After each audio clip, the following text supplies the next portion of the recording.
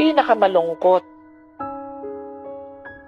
na pag-iyak na dati may nanay, may tatay, nakasama kang umiiyak, pero ngayon wala na. Sino po rito?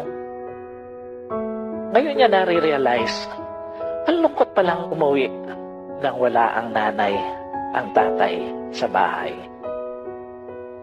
Sino po rito ngayon niya nare-realize na ang lungkot palang kumain na dati kasama mo yung nanay mo, kasalo mo yung tatay mo, pero ngayon, wala na.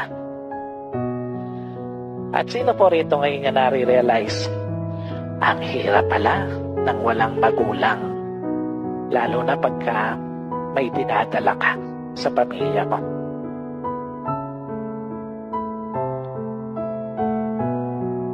Sa lahat po ng mga anak, time will come.